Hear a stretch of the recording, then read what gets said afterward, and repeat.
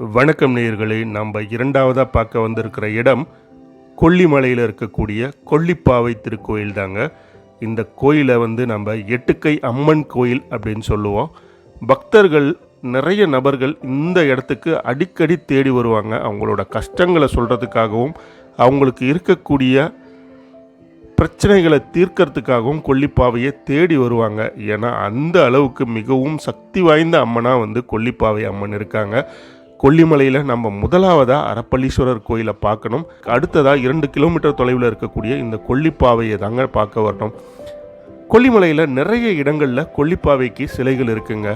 அந்த சிலைகள் இருந்தாலும் இங்கே இருக்கக்கூடிய எட்டுக்கை அம்மன் மிகவும் சக்தி வாய்ந்த ஒரு சாமியாக பார்க்கப்படுது.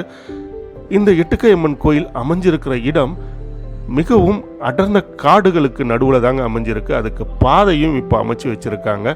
நம்ம பாதையில் நடந்து போகும்போதே பார்த்திங்கன்னா 2 பக்கமும் விவசாய நிலங்களும் இருக்கும்.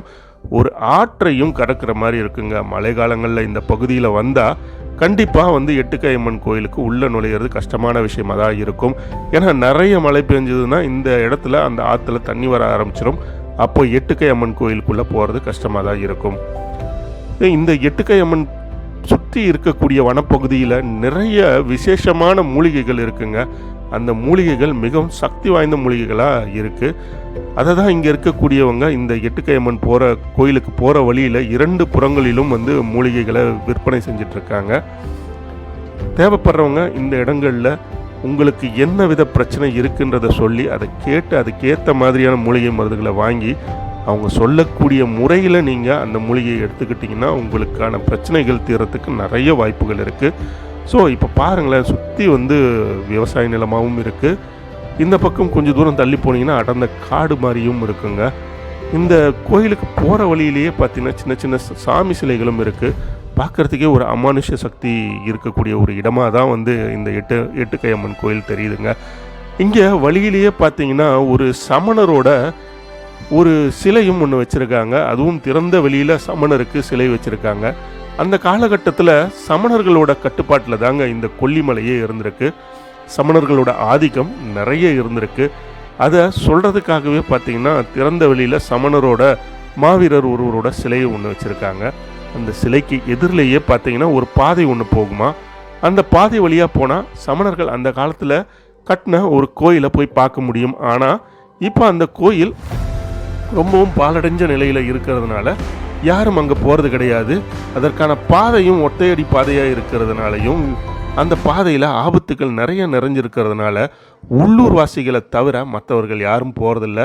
வரலாற்று ஆராய்ச்சியாளர்கள் யாராவது வந்தாங்கன்னா உள்ளூர் வாசிகளை துணையோடு அந்த கோயிலுக்கு போய் பார்க்குறாங்க.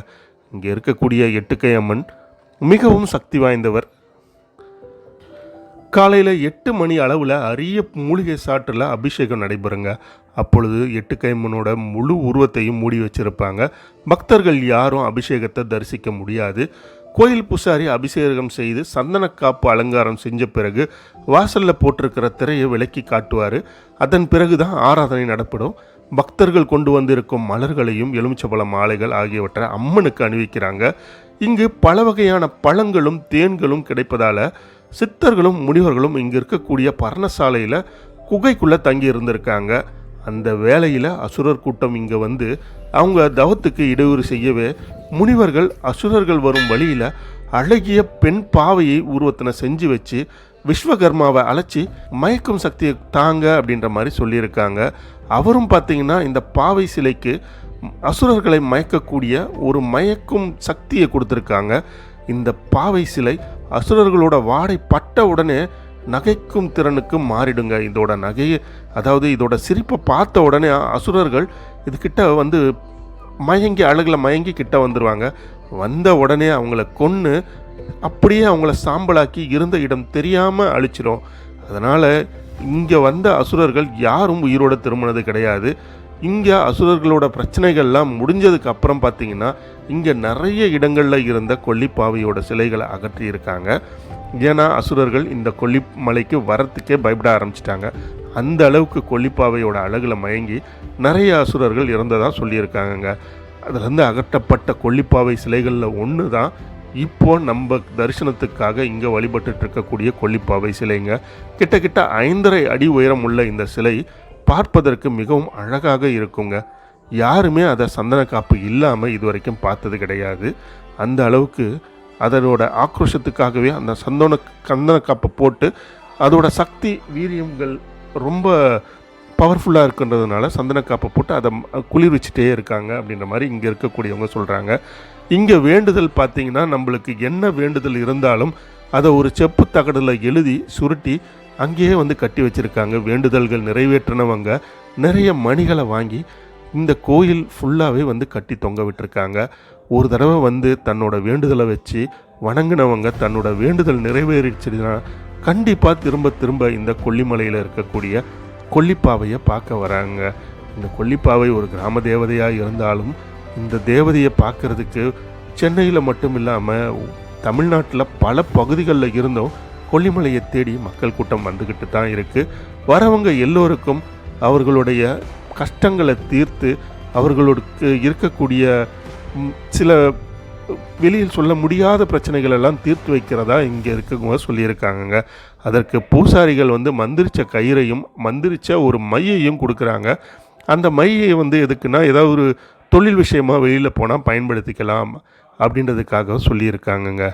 அது மட்டும் இல்லாமல் இந்த கோயிலுக்கு வரும்பொழுது ஒரு விதமான மன மகிழ்வும் ஒரு விதமான திருப்தியும் ஏற்படுறதுனால திரும்ப திரும்ப இந்த கோயிலுக்கு வரணும் அப்படின்ற எண்ணம் ஏற்படுது.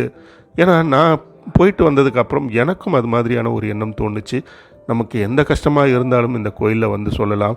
உங்களுக்கு யாராவது செய்வினைகள் வைத்திருந்தாலும் சரி, இந்த அம்மனை வந்து தரிசனம் செஞ்சாலே போதும். உங்களுக்கு இருக்கக்கூடிய அந்த பில்லி சூனிய பிரச்சனைகளாக கூட இங்கே இருக்கக்கூடிய தெய்வம் அனைத்தையும் விலக்கி உங்களை காத்து நிற்கும் அப்படின்னு சொல்கிறாங்க. இது உண்மையும் கூட. ஏன்னா இங்கே வந்து பார்க்கும்போது தான் தெரியுது. அதனால் பயனடைஞ்சவங்க தங்களோட நேர்த்தி கடன்களை செலுத்தி இருக்கிறத பார்க்க முடியுதுங்க. இவ்வளவு சிறப்பு மிக்க இந்த கொல்லிப்பாவை கோயிலை உங்களுக்காக நான் காணொளி எடுத்து போட்டுட்ருக்கேன். ஸோ மறக்காமல் இந்த காணொளி பிடிச்சிருந்தால் லைக் பண்ணுங்கள், ஷேர் பண்ணுங்கள், கமெண்ட் பண்ணுங்கள். மறக்காமல் சேனலை சப்ஸ்கிரைப் பண்ணுங்கள். உங்களால் முடிஞ்சால் ஒரு முறை இந்த கொல்லிப்பாவை கோயிலுக்கு வந்து எட்டுக்கை அம்மனை தரிசியுங்க.